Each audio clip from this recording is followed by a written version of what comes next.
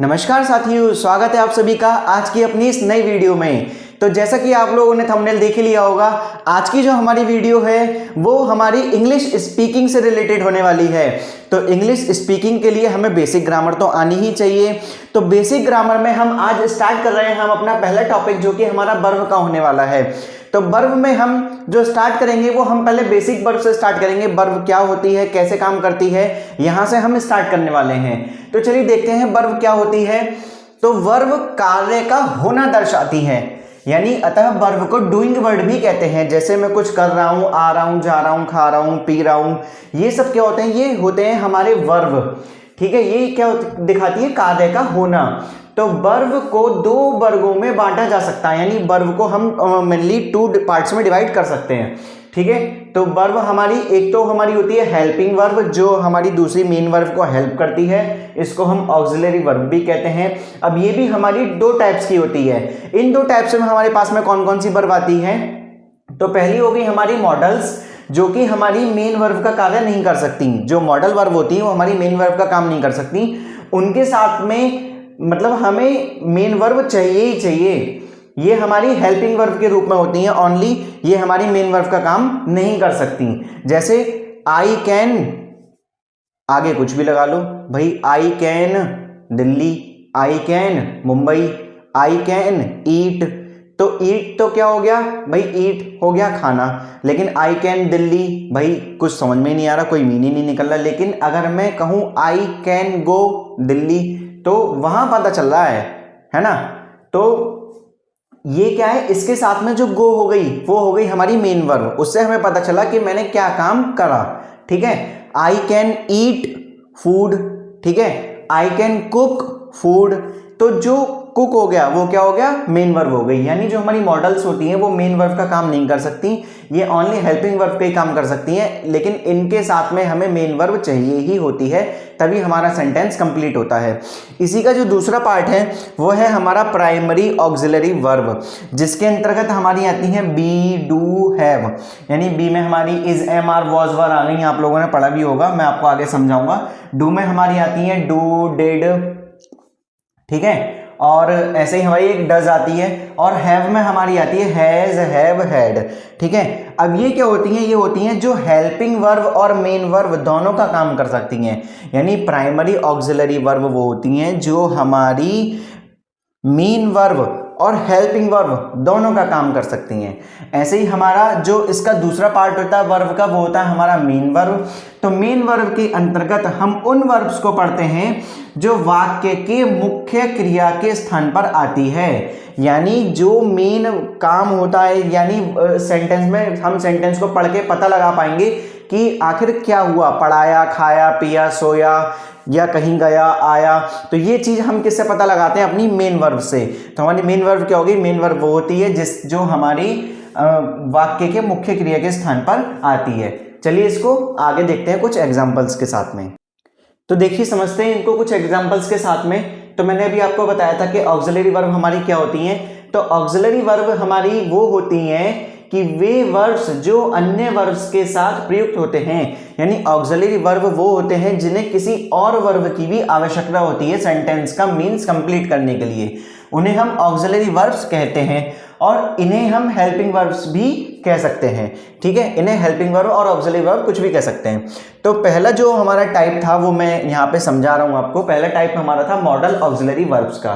तो model auxiliary verbs में हमारी क्या क्या आती हैं, हमारी आगे can, could, may, might, shall, will, ought to, must, would, should, ये सब हमारी हो गई मॉडल ऑक्सिलरी वर्ब्स हैं। इनका प्रयोग सिर्फ हेल्पिंग वर्ब्स के रूप में ही किया जा सकता है। देखो यही बात मैंने अभी आप लोगों को समझाई थी पहले कि ये सब क्या है, हमारी हेल्पिंग वर्ब्स हैं। अगर हमें सेंटेंस का मीन्स कंप्लीट करना है तो हमें इसके साथ में कोई मेन वर्ब या कोई भी अदर वर्ब चाहिए ही कंपलसरी, तभी हमारा सेंटेंस का मीन्स कंप्लीट होगा। अगर मैं यहाँ पे कह दूं शी रन फास्ट, तो इसका तो पूरा मीन्स निकल जाएगा क्योंकि यहाँ पे मेन वर्ब आ गई। लेकिन अगर मैं कह दूं शी कैन फास्ट, तो शी कैन फास्ट से यहाँ पे कोई भी सेंटेंस का सही मतलब नहीं निकलेगा। तो मुझे कंप्लीट सेंटेंस बनाने के लिए पूरा बताना पड़ेगा कि वो क्या कर सकती है। तो यहाँ पे है शी कैन रन फास्ट, यानी वह तेज दौड़ सकती है। ठीक है, यू शुड स्टडी इंग्लिश। तो यहाँ पे कैन हमारी मॉडल वर्ब हो गई, यानी मॉडल हो गई, और रन जो है वो है हमारी मेन वर्ब। उससे ही तो हमें पता चल रहा है कि रन माने दौड़ना। ठीक है, तो ये हो गई हमारी मेन वर्ब। ऐसे ही यू शुड स्टडी इंग्लिश, तो शुड क्या है, शुड है हमारी मॉडल और स्टडी हो गई हमारी मेन वर्ब। ठीक है, समझ में आया होगा आप लोगों को। अगर कुछ भी कंफ्यूजन हो तो आप मुझसे कमेंट करके पूछ सकते हैं, मैं आपको वो कोई भी शॉर्ट वीडियो बना के समझा दूंगा, या नेक्स्ट वीडियो में मैं आपको वो जो भी आपको समझ में नहीं आना होगा वो मैं आपको समझा दूंगा ठीक से। ठीक है, चलिए देखते हैं इसका दूसरा पार्ट। चलिए देखते हैं इसका नेक्स्ट पार्ट क्या है। इसका नेक्स्ट पार्ट है मार्जिनल ऑक्सिलरी वर्ब्स, यानी इसमें कुछ मार्जिनल ऑक्सिलरी वर्ब्स भी होती हैं, जैसे हमारी हो गई यूज्ड टू, नीड और डेयर। ये तीनों क्या कहलाती हैं हमारी, ये तीनों वर्ब हमारी आती तो मॉडल में ही हैं, लेकिन ये हमारी मार्जिनल ऑक्सिलरी वर्ब होती हैं। ऐसा क्यों? क्योंकि ये ऐसे मॉडल वर्ब्स हैं जिनका प्रयोग वाक्य में मेन वर्ब, यानी जो मेन वर्ब होती है उसकी जगह पे हम नीड और डेयर, यानी नीड और डेयर इनको हम मेन वर्ब की जगह पे भी यूज कर सकते हैं।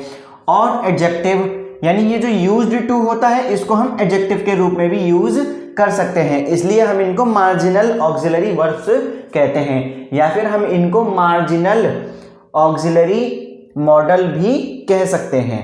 ठीक, आगे देखिए, इनके कुछ एग्जांपल से हम समझते हैं, जैसे I am used to sleeping late at night. तो इसमें ये हो गई हमारी हेल्पिंग वर्ब, क्योंकि ये बी के अंतर्गत आती है।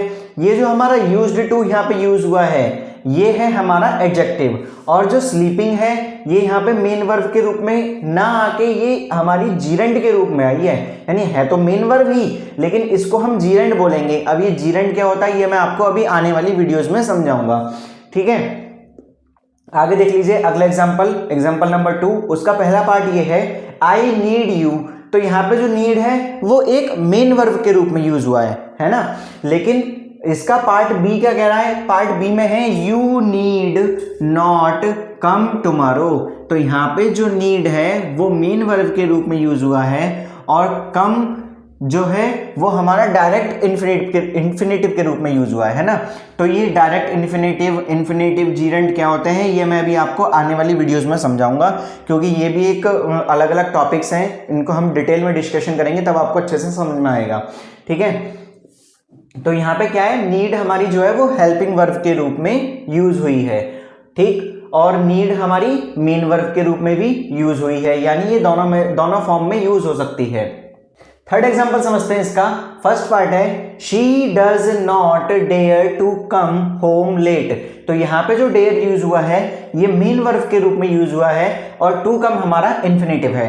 ठीक है, इसका पार्ट बी है I dare not enter his room without permission. यानी इस एग्जाम्पल में जो हमारा डेयर यूज हुआ है वो हेल्पिंग वर्ब के रूप में यूज हुआ है, यानी जो डेयर है उसको हम मेन वर्ब और हेल्पिंग वर्ब इन दोनों ही मतलब वर्ब्स के रूप में यूज कर सकते हैं। तो मार्जिनल ऑक्सिलरी वर्ब्स वो होते हैं जिनको हम मेन वर्ब के रूप में या फिर एडजेक्टिव के रूप में भी यूज कर सकते हैं। ठीक है, उम्मीद है आप लोगों को एग्जांपल समझ में आया होगा। चलिए देखते हैं इसके और कुछ एग्जांपल्स। तो मॉडल ऑक्सिलरी वर्ब्स जो होती हैं उनके हमारे कुछ इंपॉर्टेंट रूल्स हैं, उनको हम समझ लेते हैं, देख लेते हैं कि इनके इंपॉर्टेंट रूल्स क्या हैं। तो रूल नंबर 1 है हमारे पास में, जो हमें बिल्कुल ध्यान रखना है, ये एग्जाम्स के लिए बहुत ज़्यादा इंपॉर्टेंट रहता है, जो कि हमारा कंपटीशन के एग्जाम्स में तो बहुत ही ज़्यादा इंपॉर्टेंट है।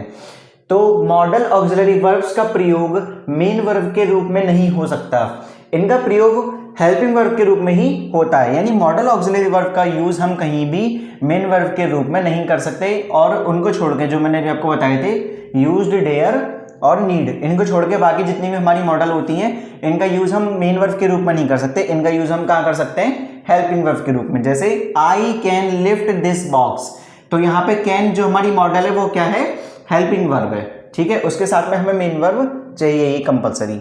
ऐसे ही हमारे पास में रूल नंबर 2 है, मॉडल ऑक्सिलरी वर्ब का वर्ब की first form, second form, third form या आईएनजी फॉर्म या फिर एस या ईएस फॉर्म नहीं होते हैं। जैसे हमारी डू की फॉर्म होती है डू, डज, डिड, ऐसी हमारी हैज, हैव, हैड, ऐसी हमारी इज, एम, आर, वॉज, वर होती हैं। तो हमारी मॉडल्स की ये फॉर्म नहीं हो सकती। इसका प्रयोग सभी नंबर्स तथा पर्सन्स के सब्जेक्ट्स के साथ हमेशा एक ही रूप में होता है, यानी चाहे मैं सिंगुलर पर्सन के साथ में हूं या फिर मैं प्लूरल पर्सन के साथ में हूं, यानी किसी एक व्यक्ति की बात हो रही है, यानी शी के साथ में भी कैन लगेगा और यू के साथ में भी कैन लगेगा। ठीक है, ऐसा नहीं होगा कि शी के साथ में हम एस या ईएस लगाएंगे इसकी मॉडल में, ऐसा नहीं होगा। ठीक है, तो एग्जाम्पल क्या होगा, इसका मतलब ये हो गया कि इसके जो फॉर्म होते हैं उनमें भी कोई भी परिवर्तन नहीं हो सकता। जैसे एग्जाम्पल है हमारा शी कैन हेल्प यू, तो कैन हमारा कैन के रूप में यूज हुआ है, इसमें हम एस या ईएस नहीं लगाएंगे। ऐसे ही हमारा रूल नंबर 3 है ought तथा used, ये हमारी दो मॉडल वर्ब हैं ought और used, इनके बाद यानी इनके साथ में हमेशा इंफिनिटिव का यूज होता है। इंफिनिटिव यानी कह सकते हैं हम टू प्लस वर्ब की फर्स्ट फॉर्म का प्रयोग होता है। जैसे एग्जांपल ले लेते हैं, we ought to respect our parents, तो ought हो गई हमारी मॉडल, इसके साथ में क्या आ गया, टू प्लस वर्ब की फर्स्ट फॉर्म यानी इंफिनिटिव। ऐसे ही he used to come late, used क्या हो गई हमारी मॉडल और टू कम यानी ये होगी टू प्लस वर्ब की फर्स्ट फॉर्म यानी हमारी इंफिनिटिव। उम्मीद है आप लोगों को ये रूल समझ में आए होंगे। ठीक है,